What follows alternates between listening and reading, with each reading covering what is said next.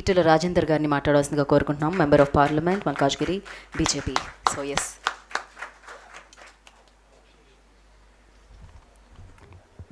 మా మిత్రులు నరహరి గారు 11వ పుస్తక ఆవిష్కరణ మా చేతుల మీదుగా కలిగించినందుకు వారికి ధన్యవాదాలు. ఇంతకుముందు చెప్పినట్టుగా రిటైర్డ్ అయిన తర్వాత వాళ్ళ అభిప్రాయాలను వెలిబుచ్చేటువంటి సాహసం చేస్తారు. కానీ ఐఏఎస్గా ఉన్నా, ఐపీఎస్గా ఉన్నా, ఏ పార్టీలో నాయకుడిగా ఉన్నా, ఒక జడ్జిగా ఉన్నా కూడా నా అభిప్రాయం ఏందో నేనేందో చెప్పే అధికారం ఒక పౌరుడిగా ఉందని చెప్పి దాన్ని నిరూపించినటువంటి వ్యక్తి మా నరహరి గారు. ఈ కార్యక్రమానికి ముఖ్య అతిథులుగా వచ్చినటువంటి మా మిత్రులందరికీ పేరు పేరున మహేష్ గౌడ్ గారు, మా ప్రకాష్ గారు, శ్రావణ్ గారు, అందరికీ పేరు పేరున మా ముందున్నటువంటి సహచరులందరికీ నమస్కారం. ఇట్లాంటి వేదికలు ఈ మధ్యకాలంలో చాలా అరుదుగా జరుగుతూ ఉన్నాయి. కుల సంఘాలు కూడా ఏ పార్టీకి ఆ పార్టీకనే కుల సంఘాలు కొనసాగుతున్నాయి. కానీ అన్ని పార్టీల ముఖ్య నాయకులు ఒక వేదిక మీదకి రావడం, మాట్లాడుతున్నప్పుడు దాన్ని భరించడం, ఆ సాంప్రదాయాన్ని కొనసాగినటువంటి తపన కలిగి ఉండడం సంతోషాన్ని కలిగిస్తూ ఉంది. మహేష్ కుమార్ గౌడ్ గారు వారి పార్టీ, వారి సిద్ధాంతం వారు చెప్పుకున్నారు. మా శ్రావణ్ గారు కూడా వారి ఆలోచన విధానాన్ని పంచుకున్నారు. నేనంత డెప్త్కు పోను, కానీ ఈ పరంపర రాబోయే కాలంలో మరింత గొప్పగా కొనసాగాలని మాత్రం భావిస్తున్నాను. కొన్ని మూల సూత్రాలు ఉంటాయి. E=mc² ఎంత సత్యమో రాజకీయాల్లో కూడా కొన్ని మూల సూత్రాలు ఉంటాయి. అడుక్కుంటే వచ్చేది కాయో పండో మాత్రమే, పోరాడితే వచ్చేది మాత్రమే హక్కులు అంటారు. ఇది సార్వజనిక సూత్రం. రెండవది, హక్కులు కానీ, సంఘాలు కానీ, సంఘటిత శక్తి కావాలనేవాది కానీ ఎవరు కోరుతారు?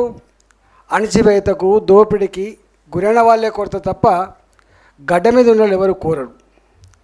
అందుకనే ఏ వర్గాలైతే దోపిడికి గురవుతున్నాయో, అణచివేత గురవుతుందో వాళ్లకు మాత్రమే వాళ్ళ సమస్యలు ప్రస్తావించే పుస్తకాలు రాస్తారు కావచ్చు, వాళ్ళ సంబంధించినటువంటి ఉద్యమాలు చేస్తారు, వాళ్ళకు సంబంధించినటువంటి సంఘాలు పెట్టుకుంటారు.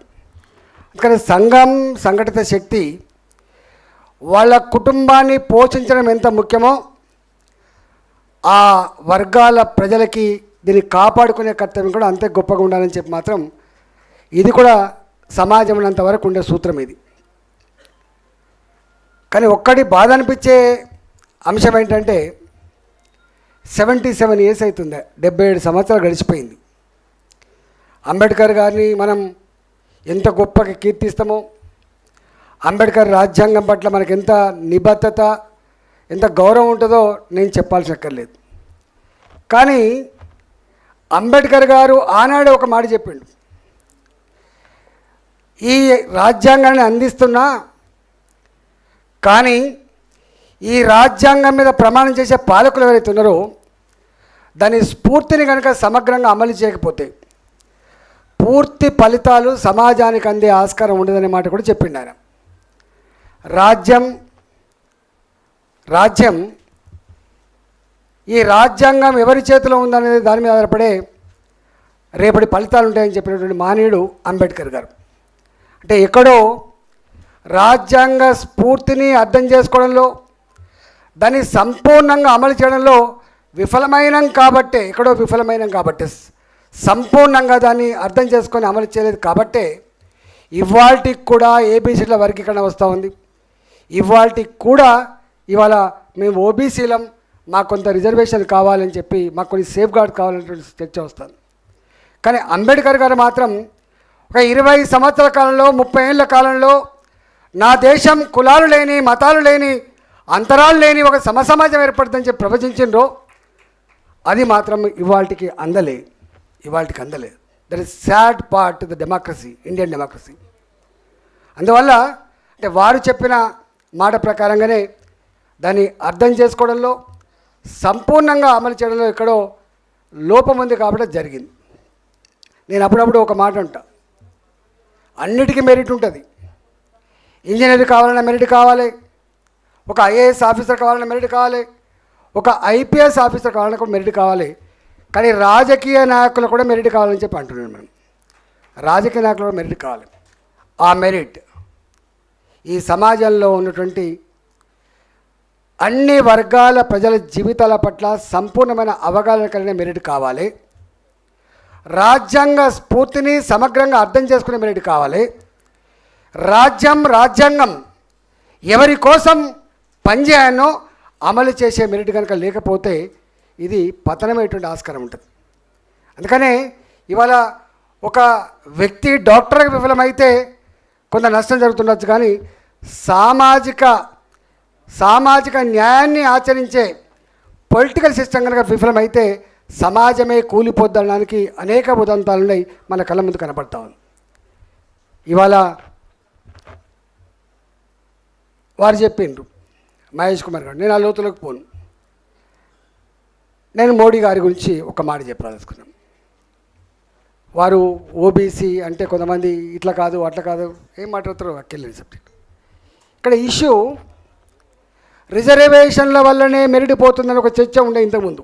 ఇవాళ చర్చ లేదు, ఎందుకంటే క్యాపిటల్ ఫీజు వచ్చిన తర్వాత డబ్బులు ఎవరుంటే వాళ్ళు ఇంజనీరింగ్ సీట్ కొనుక్కుంటారు, డబ్బులు ఎవరుంటే వాళ్ళు ఒక మెడికల్ సీట్ కొనుక్కుంటారు, అది వేరే విషయం. ఇలా ఆ మెరిట్ చర్చ లేదు. ఒకప్పుడు ఇది పెద్ద చర్చ జరిగేది, అవమానకరంగా ఉండేది, ఆ చర్చ లేదు.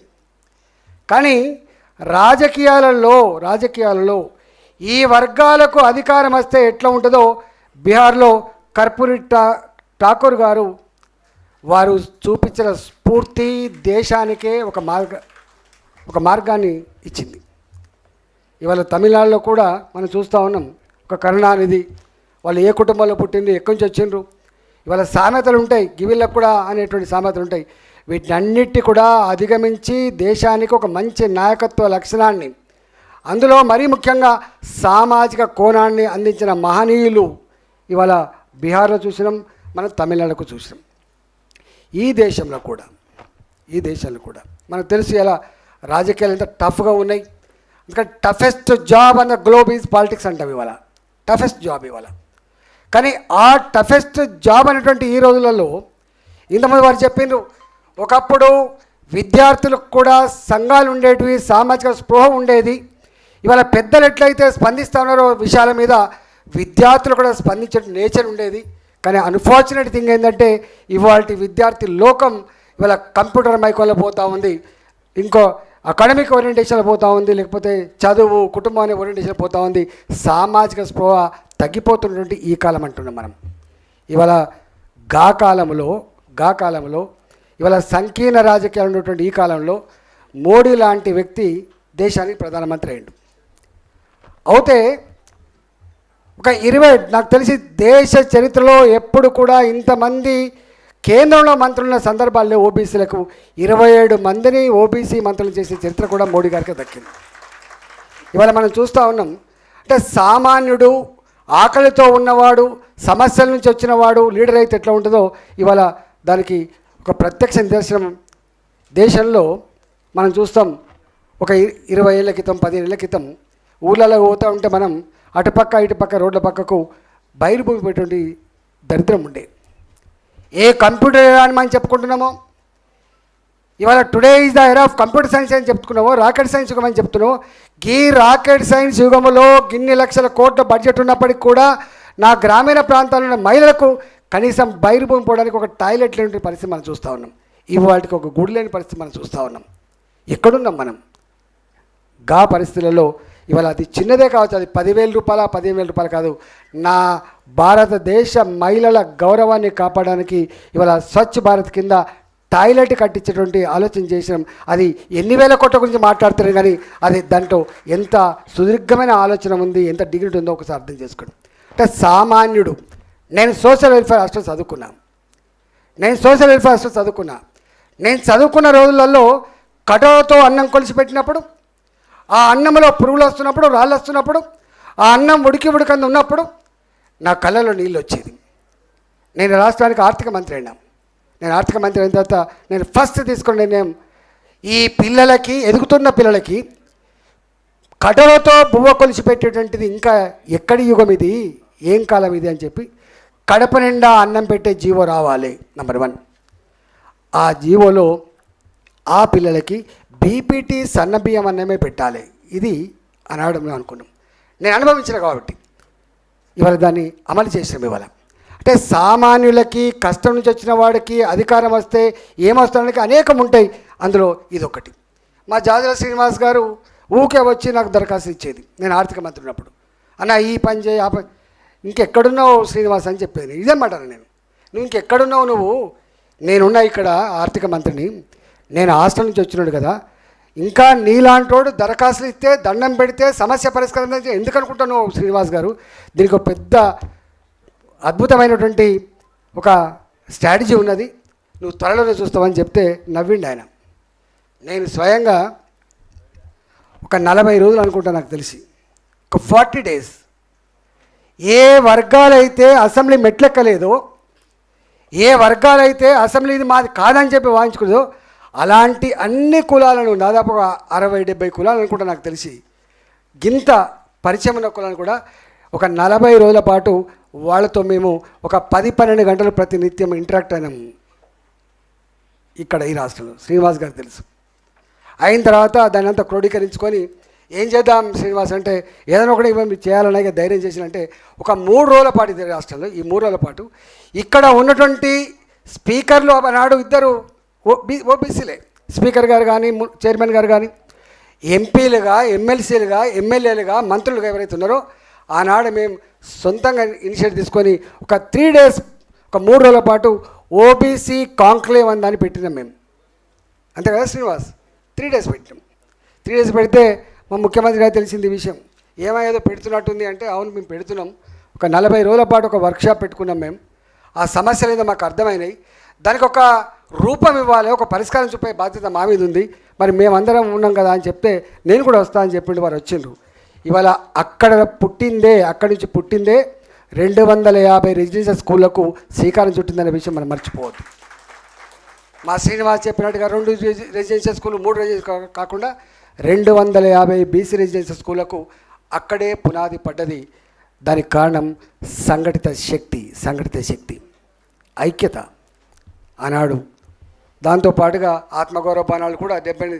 సరే, అది ఇంకా కులాల పరంగా ఉంటామా లేదా నాకు తెలియదు, కానీ నేను చిన్నప్పుడు చూసిన ఇది గౌడ హాస్టల్, ఇది పద్మశాలి హాస్టల్, ఇది వైశ్య హాస్టల్, ఇది వెలమ హాస్టల్. ఈ హాస్టళ్లలో ఆ తెలంగాణ వ్యాప్తంగా కానీ ఆంధ్రప్రదేశ్ వ్యాప్తంగా ఆ హాస్టల్లో ఉండి చదువుకొని ఎంత గొప్పగా చూసాం. కాబట్టి ఈ సంస్కృతి సాంప్రదాయాలకి ఆ పిల్లలకి ఒక అడ్డా ఉండాలని చెప్పి, అది కులాల పరంగా నువ్వు ఇష్టమున్నా లేకపోయినా, ఇంతకుముందు మహేష్ కుమార్ గారు చెప్పింది కాబట్టి, నీకు ఇష్టమున్నా లేకపోయినా ఈ దేశంలో కులం అంటూ ఒకటి ఉన్నది కాబట్టి ఇవాళ ఆ కులాల పరంగా ఆత్మగౌరవ భవనాల కోసం కూడా అక్కడే అంకురార్పణ జరిగింది. అందువల్ల నేను విజ్ఞప్తి చేస్తున్నా, డెఫినెట్గా ఇవాళ సరి అయిన టైంలో ఈ బుక్ వచ్చింది అనుకుంటున్నాను. సరైన టైంలో వచ్చింది అనుకుంటున్నాను.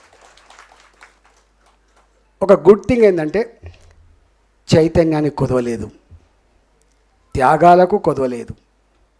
మీరు చెప్తున్న సంపద సృష్టి ఆ కులాలు ఏదైతే చేసినాయని చెప్పి మా శ్రావణ్ చెప్పిండో, ఇవాళ మనం ప్రవచిస్తున్న జిఎస్డిపి, మనం ప్రవచిస్తున్న జీడిపి ఇవాళకి కూడా ఈ వర్గాలే సృష్టిస్తున్న విషయం మనం మర్చిపోవద్దు. ఇవాళ 170 లక్షల కోట్ల రూపాయల సంపద, 200 కోట్ల రూపాయల సంపద అని అయితే ప్రవచిస్తున్నామో, ఆ సంపదకి మూలకారకులు ఆనాడు వాళ్ళు ఓనర్లుగా ఉండవచ్చు, ఇవాళ వాళ్ళు కంపెనీ కార్మికులు ఉండవచ్చు, సంపద సృష్టికర్తలు మాత్రం వాళ్ళే అనే విషయం మనం మర్చిపోవద్దు. ఈ దేశంలో సంపద సృష్టించేది వాళ్ళు మాత్రమే. అందువల్ల ఎవరైతే ఈ దేశంలో సంపద సృష్టిస్తున్నారో ఆ సంపద సమస్త ప్రజానీకానికి అందించాలనే సంకల్పం ఏదైతే ఉందో, అంబేద్కర్ గారు చెప్పినట్టుగా డెవలప్మెంట్ విత్ ఈక్వల్ డిస్ట్రిబ్యూషన్ అని చెప్పిండు. డెవలప్మెంట్ విత్ ఈక్వల్ డిస్ట్రిబ్యూషన్ అని చెప్పిండు. ఇవాళ ఆ సమస్త సంపదలు సమస్త ప్రజానీకానికి అందించాలంటే ఇగో ఈ మెరిట్ ఆ వర్గాలకు ఆ వర్గాలకు ఫలితాలు అందించే కమిట్మెంట్ ఉంటే సాధ్యమవుతుంది. కాబట్టి డెఫినెట్గా ఇవాళ ఇప్పుడున్న పరిస్థితుల్లో నేను చూస్తా ఉన్నా, విశ్వాసం కలిగిస్తే చాలు. గుర్తుపెట్టుకోండి, నాకు తెలిసి చైతన్యం లేక కాదు, గుడిసెల్లో ఉన్న మా కొమరన్న ఇంట్లో కూడా పీజీ చదివే పిల్లగాలు ఉన్నారు. ఇలా అంతటా లిటరసీ ఉంది, సామాజిక స్పృహ ఉంది, ఒక్కటే కొరత ఉంది. నేనున్నా అనే భరోసా ఇచ్చేటువంటి నాయకుడితే తప్పకుండా కళ్ళకద్దుకొని గెలిపించగలిగే శక్తి ఉన్నారు.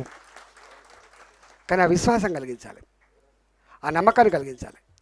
ఇవాళ దీన్ని వాడుకొని, ప్లాట్ఫామ్ వాడుకొని మనం రాగానే మళ్ళీ మన పని చేసుకుంటే కుదరదు. కానీ డెఫినెట్గా ఇవన్నీ ఉన్నప్పటికి కూడా దీన్ని అధిగమించగలిగి దీన్ని తొక్కి పడేసి ఎప్పుడో ఒకనాడు ప్రజలు కోరుకునే, ప్రజల వేవులెంతలో ఆలోచించేటువంటి లీడర్షిప్ వస్తాననుకుంటున్నాం.